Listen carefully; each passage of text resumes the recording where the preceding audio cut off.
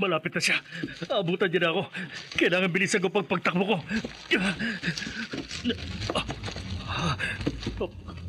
Wala na siya. Nakalayo na ako. Natakasan ko siya. Ano? Hindi. Nasa harapan ko na siya. Paano? Huwag kang lalapit! Hindi! Huwag! Huwag!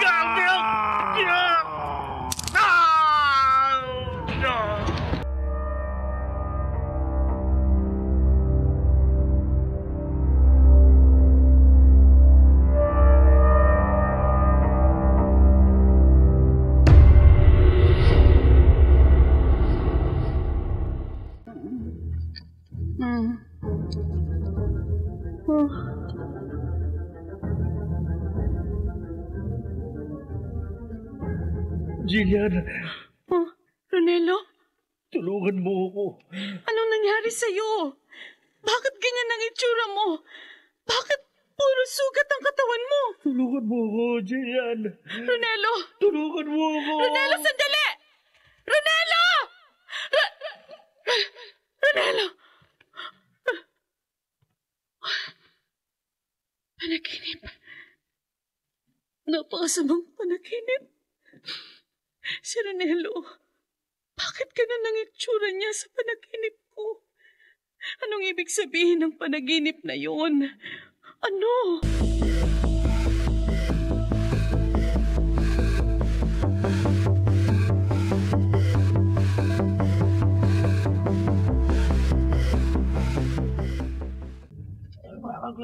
Hanggang ngayon wala pa yung Nay, ano nangyari? bakit kaya wala pa si Ronelo? Hindi ko alam, anak. Naabala lang. Kaya lang, bakit pati si Walaing Romano'y hanggang ngayon wala pa rin.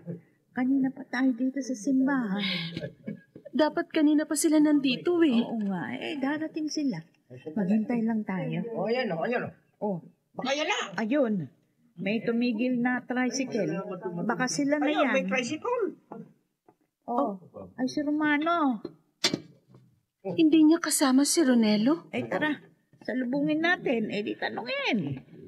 Ano yung nangyari? Wala Malaing dandan. Oh. Yan. Si Ronelo ho? Hindi na siya darating. Ha? Ay, bakit? Ano? Hindi na matutuloy ang kasal ninyo. Ano? Bakit po? Kahit na siya. Hindi. Hindi totoo yan. Sabihin niyo, hindi totoo yan. Natagpuan siyang patay kanina umaga. Si Ronelo. Hindi. Ronelo! Ronelo! Ay, naku, wala nang mali si Jillian. Tulungan niyo ako. Ang anak ko. Tulong.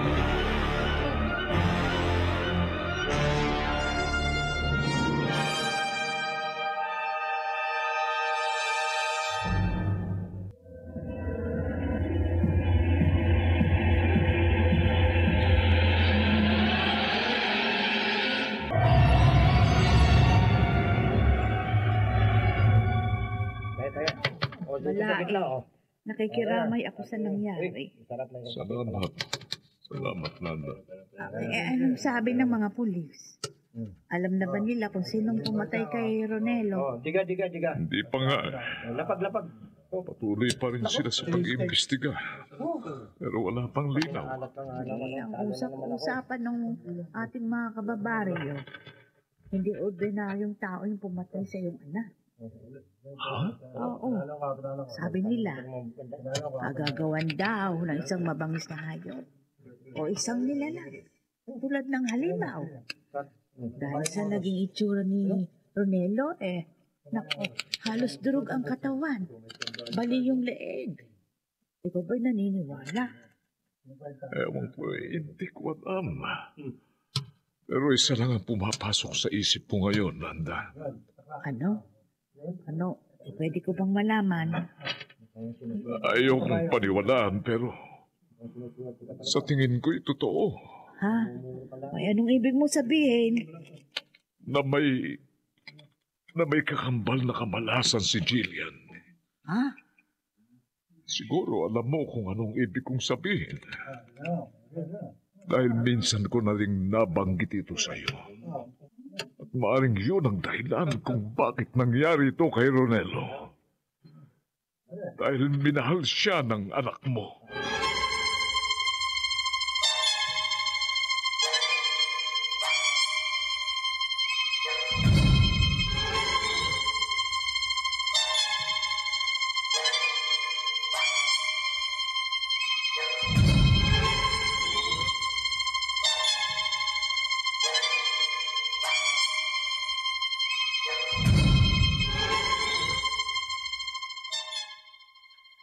Naniniwala ho ba kayo sa sinabi ni Itay Romano, Nay? Hindi.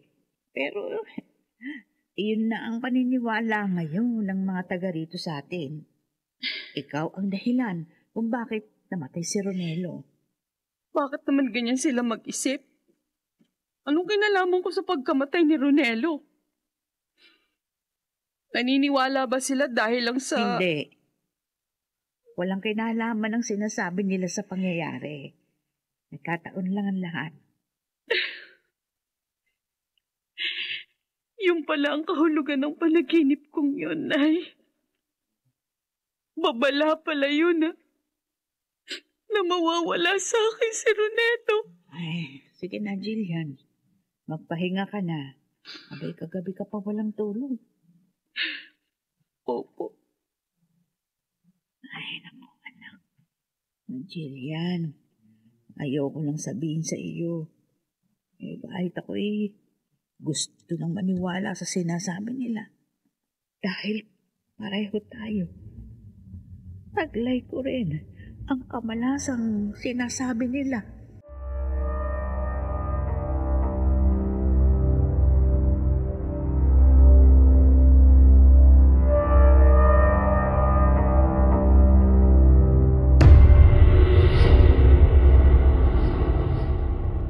Oy, Jillian, kumain ka muna bago ka bumalik doon sa lamay ni Ronelo. Wala ho akong ganang kumain, Nay. Aba, anak, ay baka magkasakit ka niyan kapag pinabayaan mo ang sarili mo. Ay, kumain ka kahit konti lang. Oh, eto. Sige ho. Nay, naalala ko si Biboy. Nakita niyo ba? Aha, abay, hindi ko napansin. Bakit? Kasi simula nang mamatay si Ronelo, di ko na siya nakita. Aba, ay oo nga ano. Dati-rati naman kapag may namamatay sa lugar natin, ay lagi siyang pumupunta. Abay ngayon wala. Sulpot-sulpot lang kasi yun Hayaan niyo na. Baka sakali makita ko mamaya. Pipilitin ko siyang isama para sa huling lamay ni Ronelo.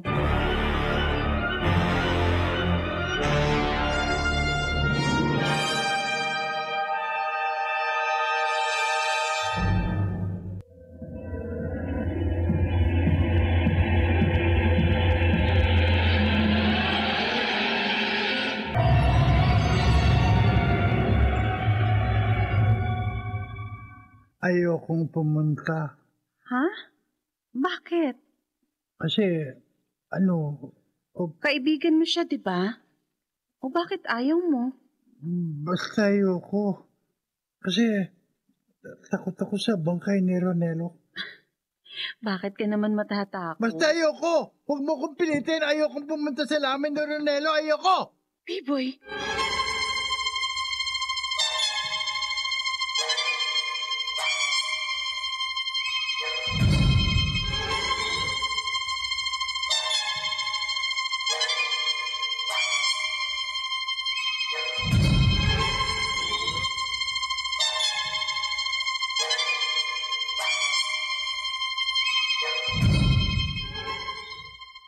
Nakakapanibago naman yata si Biboy. Hindi ko nga ho siya maintindihan Naghalit pa nga ng pilitin kong pumunta dito.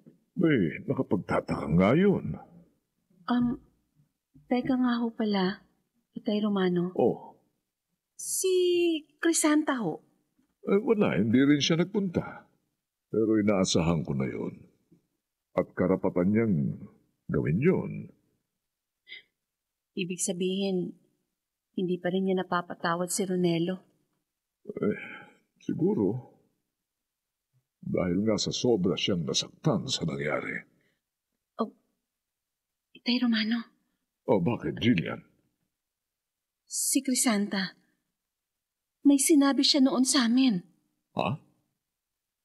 Anong sinabi niya sa inyo? Nagbanta siya. Hindi kaya may kinalaman siya sa nangyari kay Ronelo?